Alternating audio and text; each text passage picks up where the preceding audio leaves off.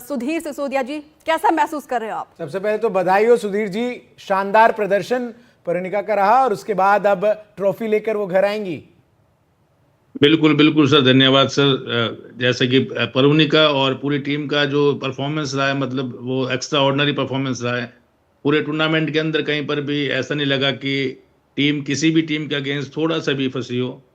और मैं तो कॉन्ग्रेचुलेशन बोलूँगा इंडियन टीम को और बीसीसीआई को, जिन्होंने इतना मेहनत किया है इन बच्चों के ऊपर, क्योंकि लगातार पिछले 9 महीने से ये बच्चे कैंप्स के अंदर हैं और अलग अलग तरीके के ये टूर्नामेंट्स खेल रहे हैं, ट्रायंगुलर सीरीज खेल रहे हैं। तो जिस तरीके से इनकी प्रैक्टिस हुई है, तो ये तो डिसीजन आना ही था, मतलब जिस हिसाब से खेले हैं ये लोग। जी सुधीर जी, जिस तरीके से परिणिका ने बॉलिंग की है, कोई बल्लेबाज दक्षिण अफ्रीका का टिक नहीं सका उनके आगे, और जिस शानदार तरीके से किफायती गेंदबाजी करते हुए 2 महत्वपूर्ण विकेट, उस समय जब मैच जो है वो इधर उधर हो सकता था, पूरी दक्षिण अफ्रीका टीम पर दबाव बनाते हुए जैसे लिए हैं।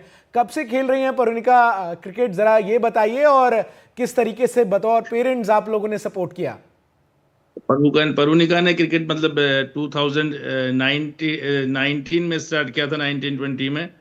उससे पहले वो लॉन टेनिस खेलती थी। तो क्रिकेट की शुरुआत उन्होंने एज ए मीडियम पेसर की थी, लेफ्ट आर्म मीडियम पेसर। लेकिन क्योंकि मैं भी खुद एक क्रिकेटर रहा हूँ और अभी क्रिकेट कोचिंग में मैं हूँ, तो स्पिनर्स में उसको मैंने देखा कि स्पिन में ज़्यादा अच्छा कंट्रोल है, ज़्यादा अच्छा स्पॉट पे बॉल डालती हैं। तो फिर उसी तरीके से उनका प्रैक्टिस का शेड्यूल भी बनाया गया, स्पॉट बॉलिंग कराई गई।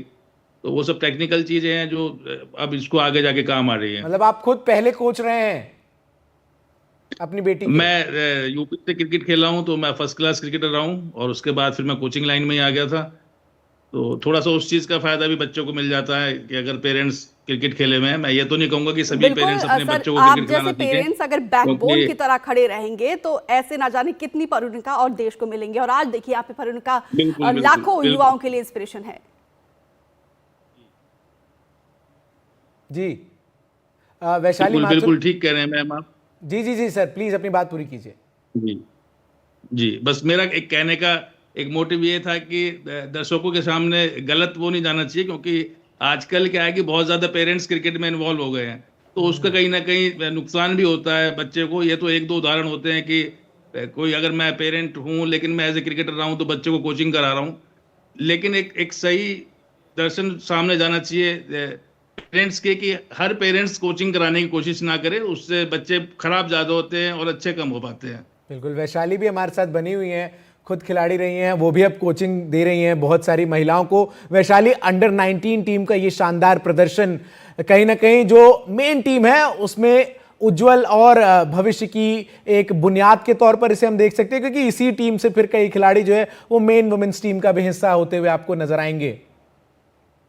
बिल्कुल, जिस तरह के टॉप परफॉर्मेंस आज के रहे हैं, हर 6 ओवर का अगर हम परफॉर्मेंस रिकॉर्ड निकाल के भी देखें तो उसमें 3 ही प्लेयर ऐसे हैं एज अ बॉलर जो बहुत ही आउटस्टैंडिंग परफॉर्मेंस भी करी है। उसमें परिणिका सिसोदिया है, उसके साथ त्रिशा है, वैष्णवी है, और ऐसे इस तरह के युवा खिलाड़ी अगर इस तरह का परफॉर्मेंस करके दिखाएंगे तो एक भारतीय टीम के हमारे सिलेक्टर्स को भी आसानी होगी सिलेक्टर्स को सिलेक्ट करने के लिए। और उसके साथ साथ हमें एक इस तरह की टीम की और इस तरह के प्लेयर की रिक्वायरमेंट भी है। और सबसे बड़ी बात है, मोस्ट ऑफ द प्लेयर्स के अंदर वो उनका दीप्ति शर्मा उनकी रोल मॉडल भी रही हैं, जो बॉलर्स हैं हमारे स्पिनर्स। तो इस तरह का एक रोल मॉडल होना बहुत ही जरूरी है। और वो दीप्ति शर्मा अपने आप में ही इतनी आउटस्टैंडिंग बॉलर और ऑलराउंडर के रूप में भी देखी जाती है। बिल्कुल, बहुत बहुत शुक्रिया वैशाली जी आपका हमारे साथ जुड़ने के लिए, और सुधीर जी बहुत बहुत मुबारकबाद आपको।